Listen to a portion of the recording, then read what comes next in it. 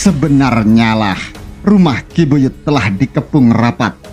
Rakuti yang telah tiba di Kabuyutan Mojo Agung meminta anak buahnya berhenti di tengah bulak dan meninggalkan kuda-kuda mereka di sana. Selanjutnya, dengan berjalan kaki rombongan prajurit pilihan itu bergerak menuju rumah Ki Buyut. Seorang peronda malam bernasib malang, ia harus babak belur lebih dulu sebelum dipaksa menunjukkan di mana rumah Ki Buyut Mojo Agung. Berbekal keterangan itu, Rakuti mengatur anak buahnya melakukan penggerbekan. Nyaris tanpa suara, para prajurit itu bergerak meloncat dari bayangan pohon satu ke bayangan pohon lainnya, hingga akhirnya semua telah siap. Segenap prajurit menggenggam senjata masing-masing. Watang terentang siap melakukan pembantaian.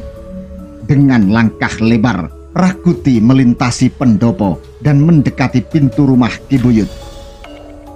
Ki Buyut tersentak ketika mendengar ketukan. Namun dibiarkannya ketukan pintu itu terdengar sekali lagi. Barulah Ki Buyut yang tua itu melangkah tertatih-tatih sambil tangan kanannya memegang sebuah lampu ublek yang sangat redup. Sedemikian redupnya lampu ublek itu sehingga Ki Buyut harus melongok-longok mencari orang yang baru saja mengetuk pintu rumahnya. Rakuti berdehem. Ki Buyut terkejut.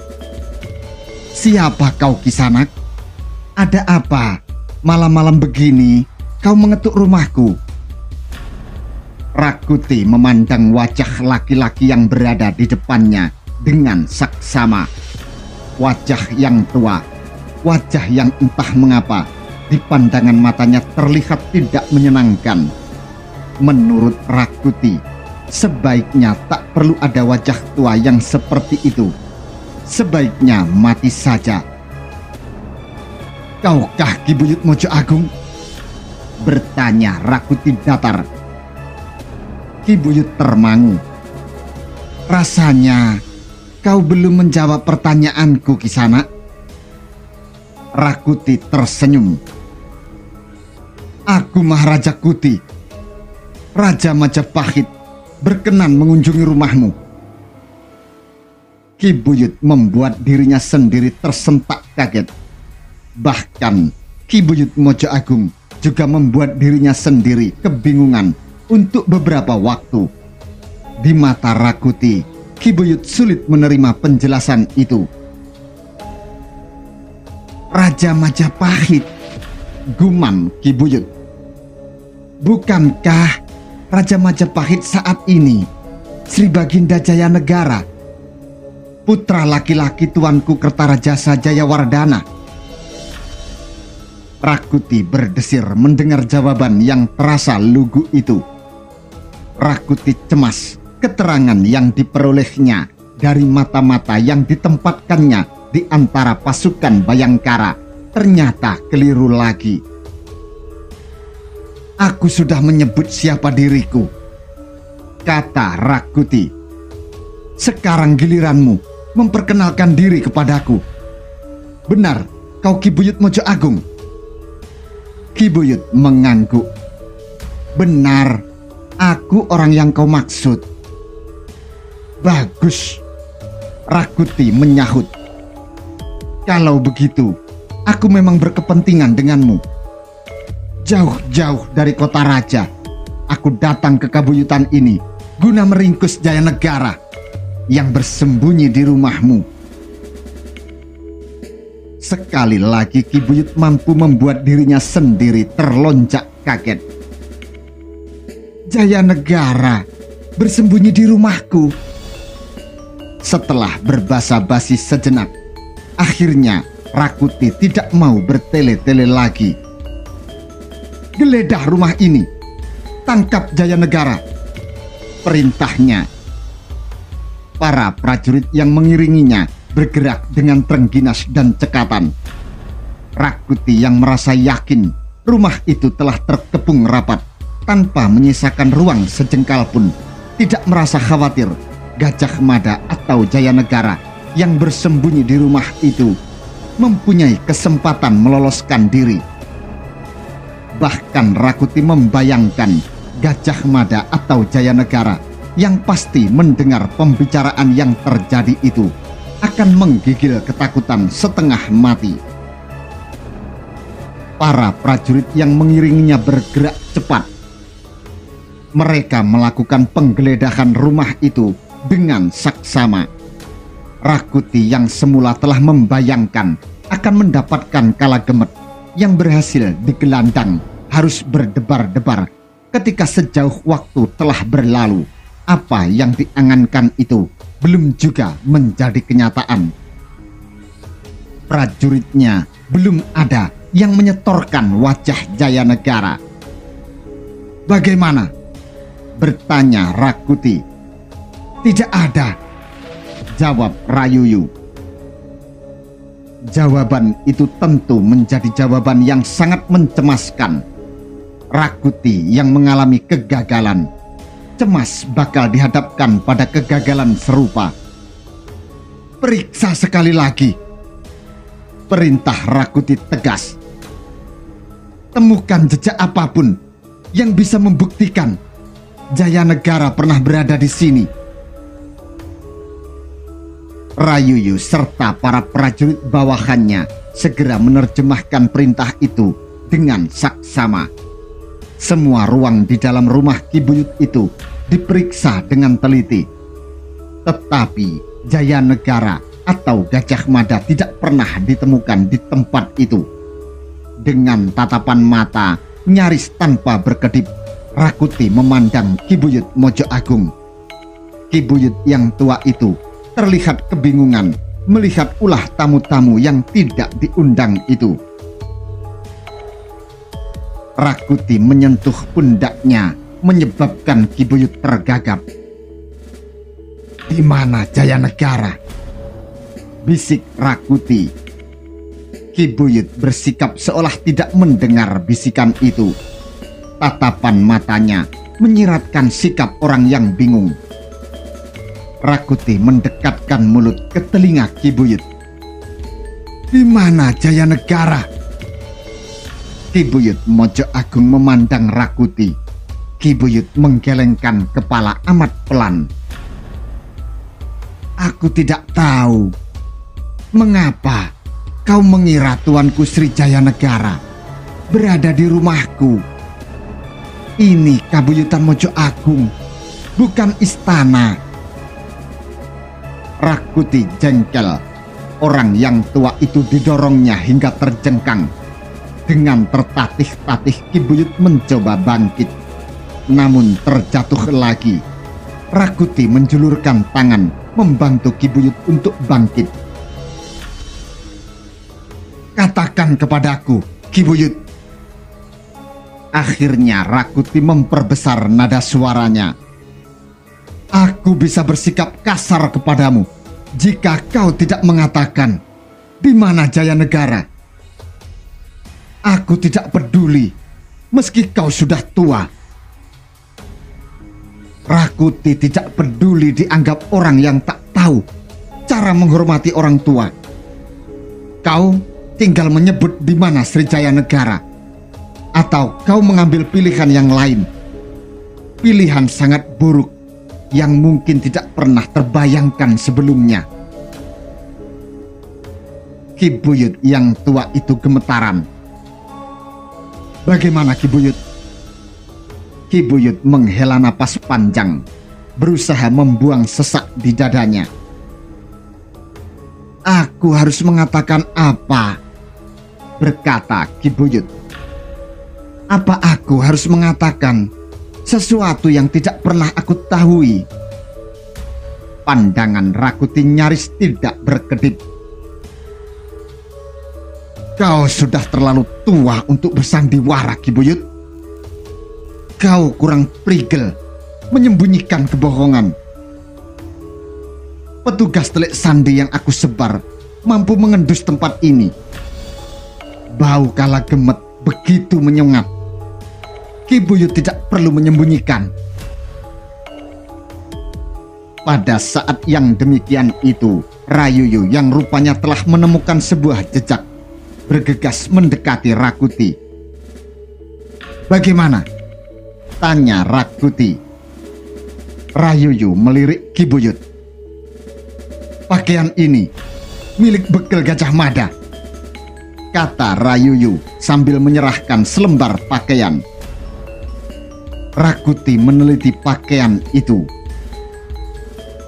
Yang diperolehnya memang tidak hanya selembar pakaian, namun juga sebuah lencana yang hanya dimiliki oleh pasukan Bayangkara. Lencana semacam itu hanya para Bayangkara yang memiliki. Orang kebanyakan atau prajurit dari kesatuan lain tidak diperkenankan memiliki lencana seperti itu. Rakuti berjalan mengitari Ki Buyut yang kebingungan. "Benda ini," berkata Rakuti, "membuktikan sebuah hal yang tidak mungkin kau ingkari, Ki Buyut, bahwa Bekel Gajah Mada dari kesatuan Bayangkara dan Kala Gemet bersembunyi di sini.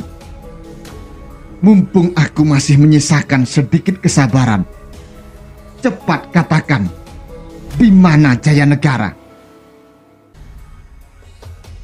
Ki Buyut membisu.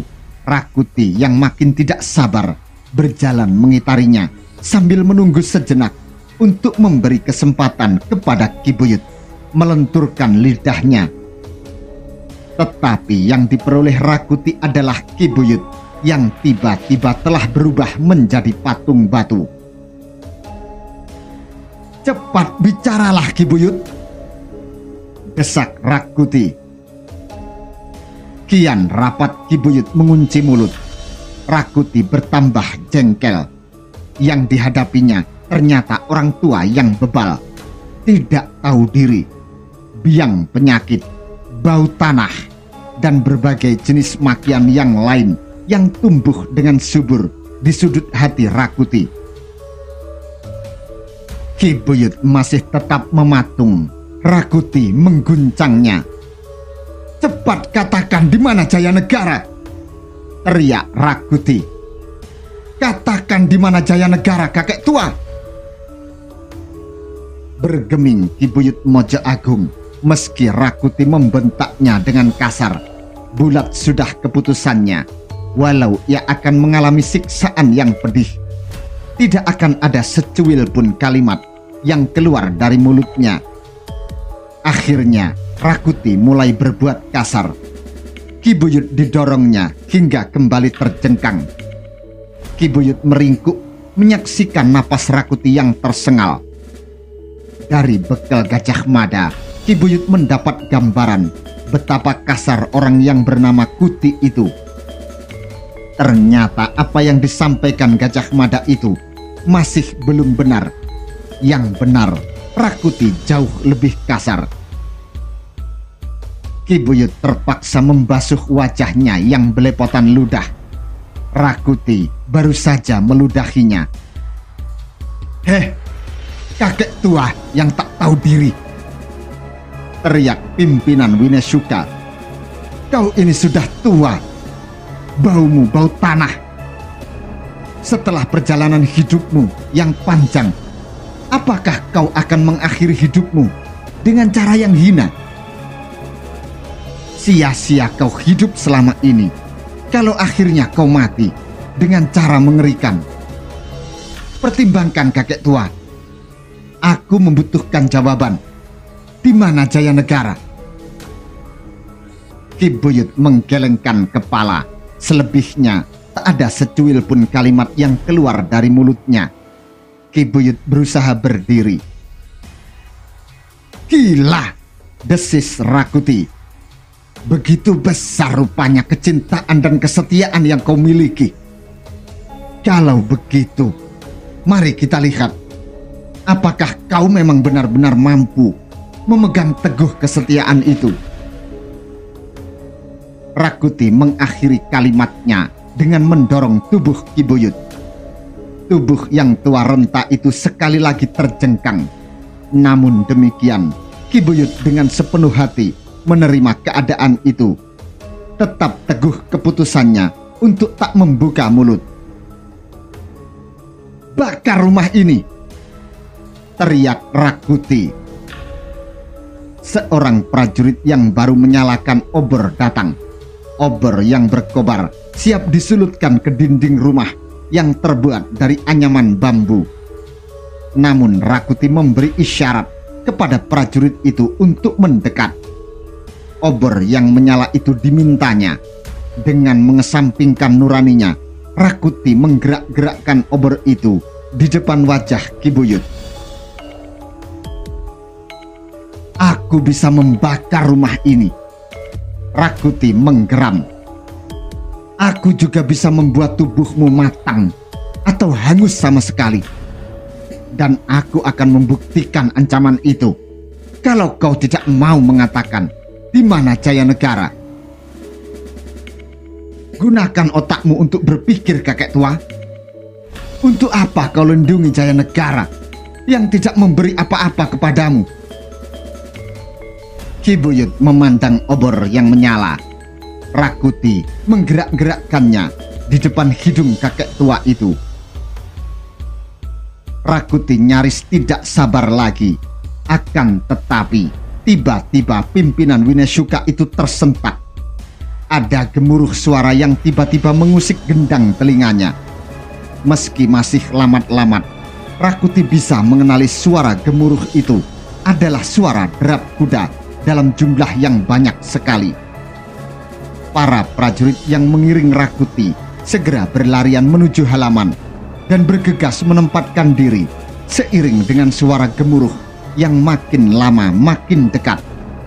Rakuti tegang. "Tentu Bayangkara," desisnya. "Tetapi kenapa banyak sekali? Bayangkara tidak akan sebanyak itu." Semuanya siaga di tempat masing-masing. Kuda-kuda yang datang berderap terdengar kian gemuruh. Bagaikan barisan lampor beradu cepat memburu mangsa. Makanan lampor adalah bayi yang entah oleh alasan apa dibuang oleh ibu yang baru saja melahirkannya. Para prajurit pengiring Rakuti sibuk menata degup jantung. Kuda-kuda berderap itu makin dekat dan sesaat kemudian muncul dari tikungan. Serentak para pengiring Rakuti mencabut senjatanya. Busur-busur terentang, anak panah siap dilepas. Namun mereka terbelalak. "Gila!" umpat Rakuti. Kuda-kuda itu terus berderap, bahkan melintasi mereka, menyusur jalan panjang di depan Kabuyutan ke arah barat. "Itu kuda milik kita!" teriak seorang prajurit kaget. Sebenarnya lah, kuda-kuda yang berderap kencang itu tanpa penunggang. Para prajurit bawahan Rakuti bisa mengenali kuda-kuda itu milik mereka yang semula ditinggalkan di tengah sawah. Gemetar Rakuti menyaksikan keadaan itu. Amarah yang datang dengan tiba-tiba begitu menggelegak, nyaris merontokkan isi dada serta meretakkan dinding kepalanya. Rakuti sama sekali tidak menyangka dari jauh kota raja, di tempat yang nyaris terpencil di Kabuyutan Mojo Agung, para Bayangkara masih sempat mempermainkannya. Rakuti yang menggenggam amarah segera berbalik. Tangan kanannya masih memegang obor. Dengan langkah bergegas, Rakuti kembali kepada Ki Buyut. Namun sekali lagi Rakuti terhenyak. "Keparat!" umpatnya dalam desis. "Mana dia? Mana orang itu? Mana kakek tua yang bau tanah itu?" Kali ini bukan nyaris merontokkan isi dada, tetapi benar-benar merontokkan jantungnya. Rakuti tidak melihat Ki Buyut lagi. Kakek tua renta itu sudah tidak ada lagi di tempatnya. Rakuti menyapu dengan pandangan matanya, tetapi yang dicarinya tetap tidak ada. raib entah kemana.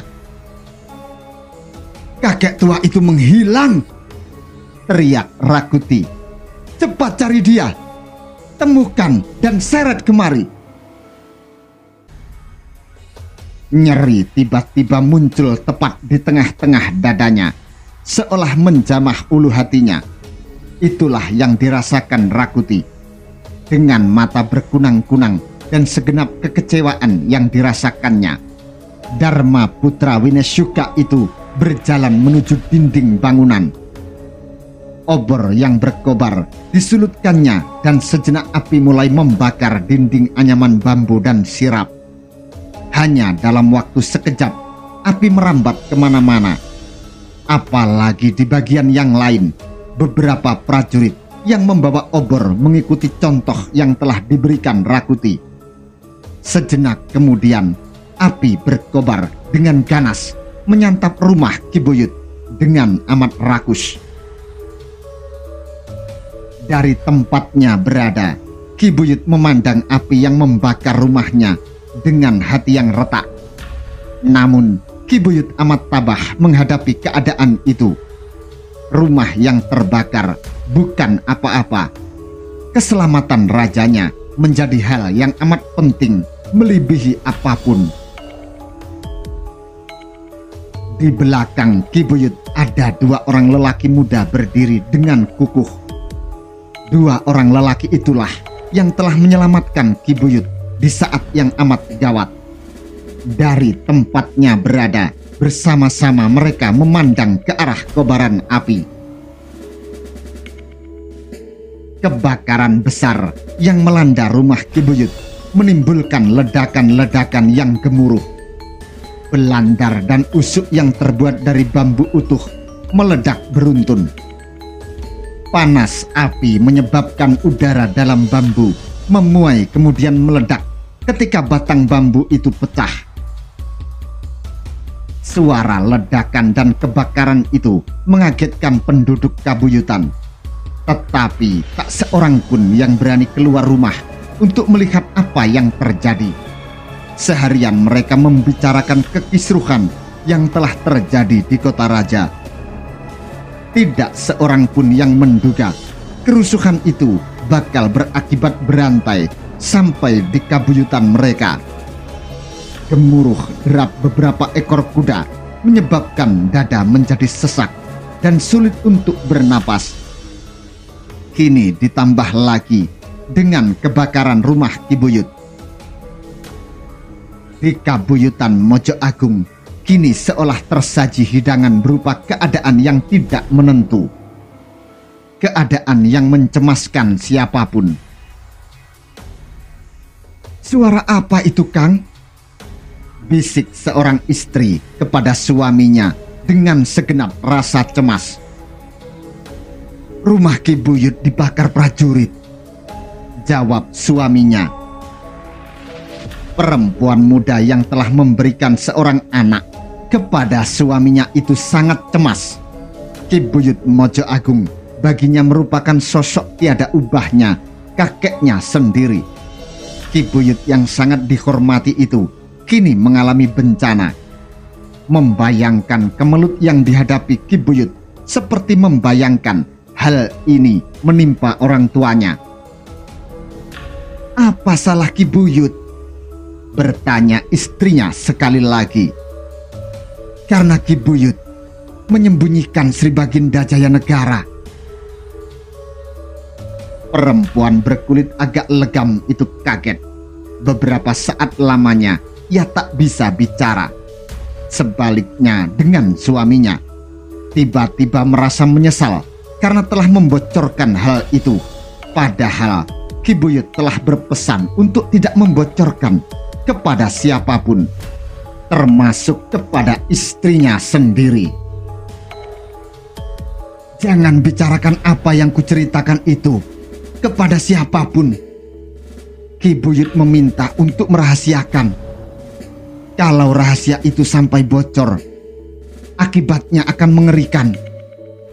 Sebuah bencana mengerikan akan menimpa Ki Buyut. Jaga mulutmu," berkata lelaki muda itu Yang mungkin tidak disadarinya adalah bahwa apa yang dimaksud dengan rahasia itu kini sudah bukan rahasia lagi. Dalam siraman cahaya yang cukup berlimpah dari kebakaran itu, para prajurit kaki tangan Rakuti bertindak cekatan. Salah seorang di antaranya menemukan sebuah jejak yang sangat penting. Dengan langkah bergegas, ia menghadap Rakuti. Rakuti yang kecewa memandangnya dengan tatapan datar. "Apa yang kau laporkan?" bertanya Rakuti bagai orang yang kehilangan gairah. "Hamba menemukan jejak-jejak, Baginda," jawab prajurit itu dengan tangkas. Rupanya prajurit itu punya kemampuan menarik hati. Rakuti sejenak terpesona oleh sebutan Sri Baginda yang terdengar menyenangkan di gendang telinganya. Sikap prajurit itu membuat Rakuti berkenan. Sejenak hatinya yang gundah sedikit terhibur. Dengan bergegas Rakuti mengikuti langkah prajurit itu. Jejak yang dimaksud berada di halaman belakang rumah. Dengan cekatan khusus yang hanya dimiliki oleh pelacak jejak yang ulung, prajurit itu meneliti jejak langkah kaki yang ditemukannya. "Apa yang kau temukan?" desak Rakuti. Prajurit itu belum menjawab. Dengan obor ia melakukan pemeriksaan. "Jejak 2 orang lelaki dan 1 perempuan, tuanku," prajurit itu menjawab setelah merasa yakin. "Bagus," berkata Rakuti. "Jejak itu sudah lama atau baru?" "Ini jejak masih baru, belum lama," jawab prajurit itu dengan sigap. Rakuti mengalihkan pandang kepada Rayuyu. "Ini jejak Srijaya Negara dan Gajah Mada," ucap Rakuti. "Jejak kaki perempuan itu mungkin anggota keluarga Ki Buyut. Bisa anaknya atau bisa pula istrinya. Jangan kehilangan waktu, cepat kejar." Rayuyu bertindak cekatan. Sebuah isyarat segera diberikan. Segenap prajurit bawahannya segera berdatangan. Dengan sekali perintah, semua segera bergerak mengikuti salah seorang prajurit yang mempunyai kemampuan khusus melacak jejak. Api berkobar membakar rumah Ki Buyut dan dengan ganas melahap apa saja. Dari tempatnya, Kalagemet yang bergelar Srijaya Negara memerhatikan kobaran api itu dengan hati berdegup. Terlambat sedikit, mungkin Rakuti akan melempar tubuhnya ke api yang berkobar itu. Api berkobar itu pula yang membuat Nyai Buyut gelisah. Sedemikian cemas Nyai Buyut memikirkan suaminya hingga mendadak kakinya lumpuh, tidak bisa diajak bergerak. Magersari yang bertugas melakukan pengawalan kebingungan menghadapi Nyai Buyut yang tiba-tiba tidak mau melanjutkan perjalanan itu. "Nyai," berkata Magersari yang bertugas mengawal, "kita harus segera pergi. Rakuti mungkin menemukan jejak kita dan menyusul. Ayo Nyai, kita berjalan lagi." Tetapi Nyai Buyut Mojo Agung seperti tidak mendengar bujukan itu. Pandangannya tetap tertuju pada kobaran api yang kian menggila. Sedemikian berat beban yang disangga oleh Nyai Buyut itu, sehingga ia terhuyung-huyung di saat mulai kehilangan kesadaran. Dengan cekatan, Jaya Negara menangkap tubuh yang akan ambruk itu. Nyai Buyut Mojo Agung pingsan. "Bagaimana ini?" Jaya Negara gugup. "Nyai," Magersari yang mengawal perjalanan itu mengguncang tubuh Nyai Buyut. Namun Nyai Buyut tidak memberikan jawaban. perempuan tua itu telah kehilangan kesadarannya. Dengan cekatan, Magersari itu memondong tubuh Nyai Buyut dan beranjak. Srijayanegara yang tidak mau ditinggal begitu saja bergegas mengikutinya.